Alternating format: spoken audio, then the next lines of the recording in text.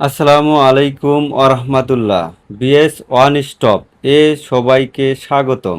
যারা আমাদের কুমড়া বড়ি নিয়ে রান্না করবেন তাদের জন্য আজকের রান্নার কিছু টিপস দেওয়া থাকলো এই ভিডিওতে।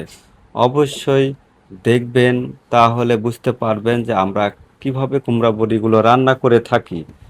বাজারে অনেক রকমের কুমড়া বড়ি পাওয়া যায়, সবার টাইমিংটি একটু আলাদা আলাদা। প্রথমে কুমড়ো বড়িগুলো লাল করে ভেজে নিতে হবে। অবশ্যই খেয়াল রাখবেন যেন কুমড়ো বড়ি কোনোভাবেই পুড়ে না যায়। লাল করে ভাজার পরে সেটা তুলে আলাদা করে রেখে দিতে হবে। এখন আবারও তেল দিয়ে আমরা যে মাছগুলো কুমড়ো বড়িতে দেব সেগুলো আমরা সুন্দর করে ভেজে তুলে আলাদা করে রেখে দিব পরবর্তীতে তরকারিতে দেওয়ার জন্য। এই মুহূর্তে আমরা পেঁয়াজ কুচি এবং এর সাথে যার যার পছন্দ মতো আহ, মশলাগুলো অ্যাড করে নেবেন। যেমন আমরা আমাদের পছন্দ মতো মশলাগুলো অ্যাড করে নিচ্ছি। পেঁয়াজ যখন কষানো হয়ে যাবে, তেল ছেড়ে দিবে ভিতর থেকে, তারপরে আমরা সবজিগুলো দিয়ে দিব। সবজি দিয়ে আমরা সবজিগুলো আগে কিছুক্ষণ কষিয়ে নিব। কষানোর পরে আমরা ঢাকনা দিয়ে ঢেকে দিব।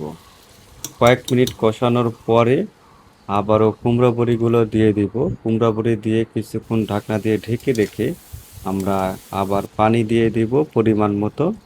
যার যার মতো পানি দিয়ে নেবেন।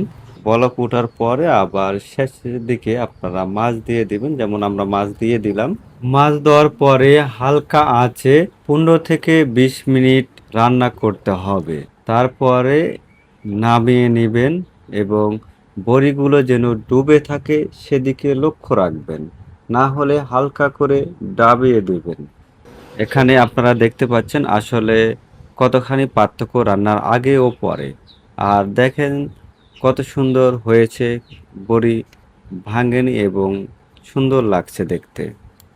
যারা আমাদের কাছ থেকে বড়িগুলো কিনেছেন তাদেরকে অনেক ধন্যবাদ এবং আশা করি যারা কিনেনি তারাও কিনবেন। অবশ্যই আমরা দায়বদ্ধ সবসময় ভালো কোয়ালিটির প্রোডাক্ট দেওয়ার জন্য। আল্লাহ হাফেজ।